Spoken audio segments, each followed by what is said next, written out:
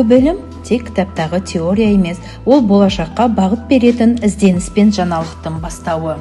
Біз жасанды интеллект пен жасыл химияны ұштастырып, табиғатты қорғауды, ғылымды дамытуды, экологиялық ойлауды үйретіп жүрген ұстаздар ұрпағымыз.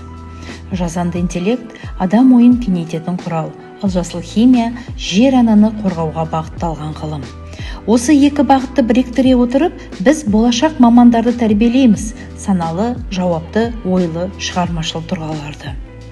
Біздің сабақтарда әр тәжірибе экологиялық жауапкершіліктің көрінісі. Оқушылар зиянсыз реагенттермен жұмыс істеп, қалдықтарды азайтудың, энергияны үнемдеудің химиялық жолдарын іздейді. Ал жасанды интеллект олардың серігіне айналып, зерттеу нәтижесін талдайды, болашақ шешімдерді болжайды. Бүгінгі сабақ ертеңгі өмірдің моделі. Әрбір жоба экологиялық ойлау мен цифрлық құзыреттіліктің жемісі.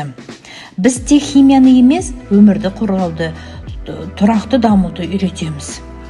Жасыл химия мен жасыл интеллект болашаққа ашылған есік.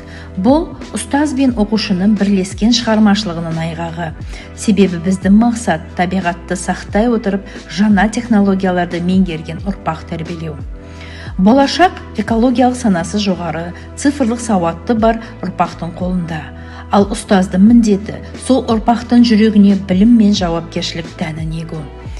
Жасанды интеллект пен жасыл химия болашаққа бағытталған білім моделі. Жобаның авторы Алибекова Гүлнара Сынбековна.